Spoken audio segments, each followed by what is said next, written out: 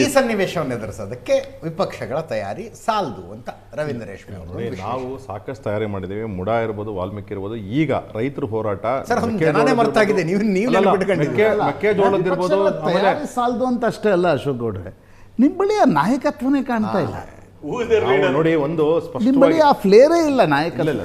ವಿಧಾನಸಭೆಯ ಒಳಗಡೆನೂ ನಾವು ನೋಡ್ತೀವಿ, ಹೊರಗಡೆನೂ ನೋಡ್ತೀವಿ. ನಮ್ಮ ಅಧ್ಯಕ್ಷರು, ನಮ್ಮ LOPಗಳು ಇಬ್ಬರೂ ಸೇರಿಸಿ 3 ಜನ ಸೇರಿಸಿ ನಮ್ಮ ನಾಯಕತ್ವಕ್ಕೆ ಏನು ಡೈರೆಕ್ಷನ್ ಕೊಡಬೇಕು ಕೊಡ್ತಾ ಇದ್ದಾರೆ. ಜೊತೆಗೆ ಮೆಕ್ಕೆಜೋಳದ ಹೋರಾಟ ಇರ್ಬೋದು, ಶುಗರ್ ಕೇನ್ ಹೋರಾಟ ಇರ್ಬೋದು, ಇದನ್ನು ಸಾಕಷ್ಟು ನಾವು ನ್ಯಾಯ ಕೊಡಿಸೋದ್ರಲ್ಲಿ ನಾವು ನಮ್ಮ ಹೋರಾಟದಿಂದ ಅಟ್ಲೀಸ್ಟ್ ಅವ್ರಿಗೆ ಒಂದು ಕಬ್ಬು ಬೆಳೆಗಾರರ ಹೋರಾಟದಲ್ಲಿ ನಿಮ್ಮ ಪಾತ್ರ ಅಂತೂ ಏನೂ ಇಲ್ಲ. FRP ಫಿಕ್ಸ್ ಮಾಡಿದ್ರಲ್ಲಿ ನಮ್ಮ ಹೋರಾಟ ಮಾಡ್ತಾ ಇದ್ದಿದೆ.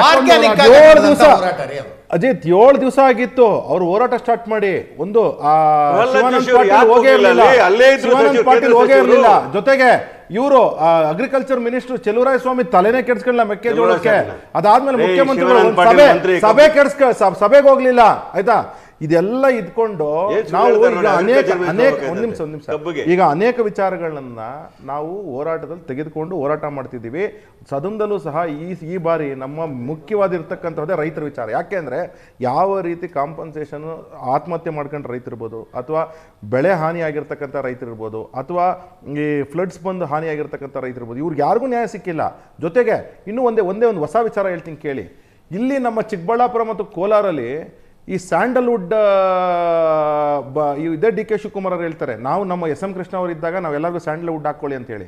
ಅವ್ರ ಪಾಪ ಬಂದು ಇವತ್ತು ಕಟಾವ್ ಬಂದಿದೆ, ಬೆಳೆನ ನಾವು ಕಟ್ ಮಾಡ್ಕೊಳ್ತೀವಿ ಅಂತ ಹೇಳಿದ್ರೆ ಇಮಿಡಿಯೇಟ್ ಆಗಿ ಕಳತನ ಆಗ್ತಿದೆ. ತತ್ಸುಮಾರು 923 ಮರಗಳು ಕಳತನ ಆಗಿದೆ ಅಂತ ಕಂಪ್ಲೇಂಟ್ ಕೊಟ್ಟಿದ್ದಾರೆ. ಇವತ್ತರೆಗೂ ಒಂದು ಆಕ್ಷನ್ ತಗೊಂಡಿಲ್ಲ. ಇದನ್ನ ನಾವು ಒಂದು ಮುಖ್ಯವಾದ ವಿಚಾರಗಳನ್ನ ತೆಗೆದುಕೊಂತಾ ಇದೀವಿ. ಇಷ್ಟೆಲ್ಲ ವಿಚಾರಗಳನ್ನ ತೆಗೆದುಕೊಂಡು ನಾವು ರೈತರಿಗೆ ಮತ್ತು ಸಮಾಜಕ್ಕೆ ನ್ಯಾಯ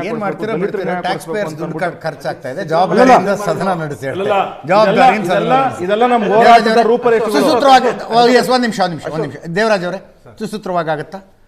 ನನಗೇನೋ ಇದು ಸುಸೂತ್ರವಾಗಿ ಆಗುತ್ತೆ ಅಂತಕ್ಕಂಥದ್ದು ನನಗೆ ಭರವಸೆ ಇಲ್ಲ. ಯಾಕೆಂತಂದರೆ ಈಗ ನಾವು ವಿರೋಧ ಪಕ್ಷಗಳು ಇವತ್ತು ಜ್ವಲಂತ ಸಮಸ್ಯೆಗಳನ್ನು ಅಲ್ಲಿ ನಾವು ಎತ್ತಬೇಕು ಅಂತಕ್ಕಂಥ ಒಂದು ನಿರ್ಧಾರವನ್ನು ನಾವು ಮಾಡಿದ್ವಿ. ಅದರಲ್ಲೂ ನಮ್ಮ NDA ಒಂದು ಒಕ್ಕೂಟದಲ್ಲಿ ಇವತ್ತು ಮೊನ್ನೆ ತಾನೇ ಕೋರ್ ಕಮಿಟಿ ಮೀಟಿಂಗಲ್ಲಿ ಯಾವ್ಯಾವ ಉತ್ತರ ಕರ್ನಾಟಕ ಭಾಗದ ಸಮಸ್ಯೆಗಳನ್ನು ನಾವು ಕೈಗೆತ್ಕೋಬೇಕು ಅನ್ನೋದ್ರ ಬಗ್ಗೆ ನಿರ್ಣಯ ಆಗೋಗಿದೆ ಈಗಾಗಲೇ. ಈಗ ಇದನ್ನು ತಡೆಗಟ್ಟಲಿಕ್ಕೋಸ್ಕರ, ವಿಷಯಾಂತರ ಮಾಡಲಿಕ್ಕೋಸ್ಕರ ಹಲವಾರು ಮಸೂದೆಗಳನ್ನು ನೆಪದಲ್ಲಿ ಮುಂದೊಡ್ಡಿ ನಮ್ಮ ಕಲಾಪಗಳಿಗೆ ತಡೆ ಹೊಡಲಿಕ್ಕೆ ಆಡಳಿತ ಪಕ್ಷ ಸಜ್ಜಾಗಿದೆ ಅಂತಕ್ಕಂಥ ಮಾಹಿತಿ ನಮ್ಗೆ ಈಗಾಗಲೇ ಬಂದಿದೆ.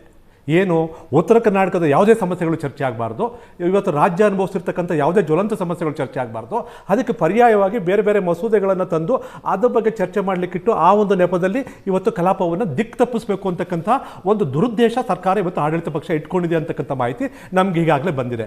ಈಗಾಗಲೇ ಶ್ರೀಯುತ ಅಶೋಕ್ ಗೌಡ್ರು ಹೇಳಿದಾಗ ರಾಜ್ಯದಲ್ಲಿ ಆಗಿರ್ತಕ್ಕಂಥ, ಅದರಲ್ಲೂ ವಿಶೇಷವಾಗಿ ಉತ್ತರ ಕರ್ನಾಟಕದಲ್ಲಿ ಏನು ವಿಶೇಷವಾಗಿ ಆಗಿರ್ತಕ್ಕ ರೈತರ ಸಾವುಗಳು ಅತಿ ಹೆಚ್ಚಿನ ಸಾವಾಗಿರ್ತಕ್ಕಂಥದ್ದು ಉತ್ತರ ಕರ್ನಾಟಕ ಭಾಗದಲ್ಲಿ. ಸರ್, ಕಲ್ಯಾಣ ಕರ್ನಾಟಕಕ್ಕೆ ಇದೇ ಕಾಂಗ್ರೆಸ್ ಅಭಿವೃದ್ಧಿ, ರೈತರ ಸಮಸ್ಯೆ, ಜನರ ಸಮಸ್ಯೆ, ಇದೇ ವಿಷಯದ ಬಗ್ಗೆ ಕಾನ್ಸಂಟ್ರೇಟ್ ಮಾಡ್ಕೊಂಡು ಮತ್ತೆ ಕಾನೂನು ಸುವ್ಯವಸ್ಥೆ ಸಮಸ್ಯೆ ಏನಾಗಿದೆ ಅಂತಕ್ಕಂಥದ್ರ ಬಗ್ಗೆ ನಾವು ಚರ್ಚೆ ಮಾಡಬೇಕು ಅನ್ನೋದು ನಮ್ಮ ಮೂರೇ ವಿಷಯ ಸರ್ ಇಟ್ಕೊಂಡಿರೋದು. ಬೇರೆ ಅತಿಯಾನ ಇಟ್ಕೊಂಡು ಹೋಗಿಲ್ಲ ಸರ್.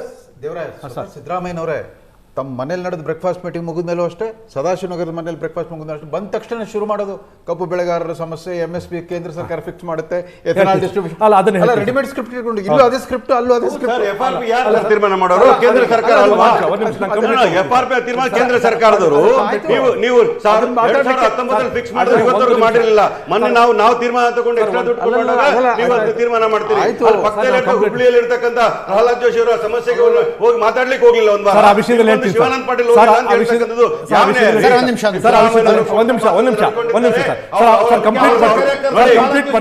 ವರ್ಷದಲ್ಲಿ ಅವರು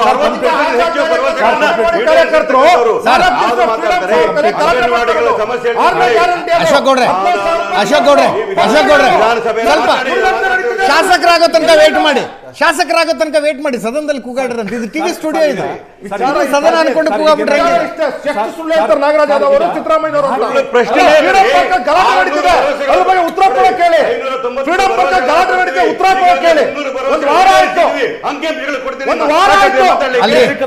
ನಿಮ್ ಮಿತ್ರ ಪಕ್ಷದವ್ರ ಟೈಮ್ ನೀವು ತಗೋತಾ ಇದ್ದೀರಿ ಅಶೋಕ್ ಗೌಡ್ರೆ, ನಿಮ್ ಮಿತ್ರ ಪಕ್ಷದವ್ರ ಟೈಮ್ ತಗೋತಾ ಇದ್ದೀರಿ. ಆಮೇಲೆ ಪ್ರಶಾಂತ್ ಪರ್ ಕ್ಯಾಪಿಟಲ್ ಇನ್ಕಮ್ ಎಷ್ಟಾಗಿದೆ ಈಗ ಅವ್ರದ್ದು ಎಷ್ಟಿದ್ದವರಿದ್ದಾಗ? ಪರ್ ಕ್ಯಾಪಿಟಲ್ ಇನ್ಕಮ್ ಇರ್ತಕ್ಕಂಥ ಎಷ್ಟಿದ್ದವಾಗ 1 ಲಕ್ಷ ಚಿಲ್ಲರೆ ಇತ್ತು, 2 ಲಕ್ಷ ಚಿಲ್ಲರೆ ಪರ್ ಕ್ಯಾಪಿಟಲ್ ಇನ್ಕಮ್ ಆಗಿರ್ತಕ್ಕಂಥದ್ದು ಯಾವ್ದು ಮಾತಾಡ್ತಾರೆ? ಕೇಂದ್ರ ಸರ್ಕಾರ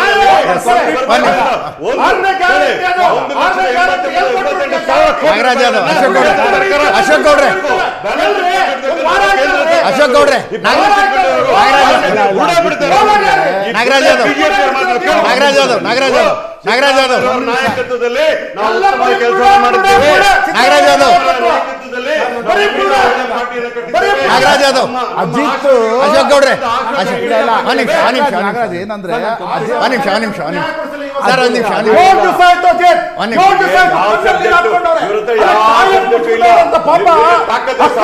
ಏನೋ ಹೇಳ್ತಾ ಇದ್ದೆ.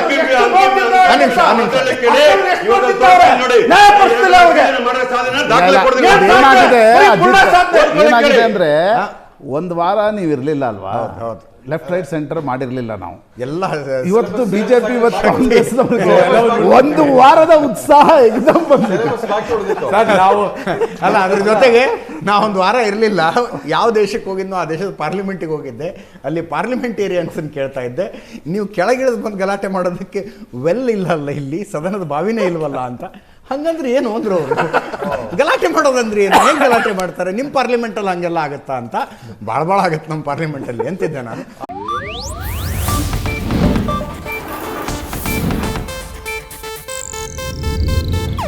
ಇದು ಏಷ್ಯಾನೆಟ್ ನ್ಯೂಸ್ ನೆಟ್ವರ್ಕ್ ಪ್ರಸ್ತುತಿ.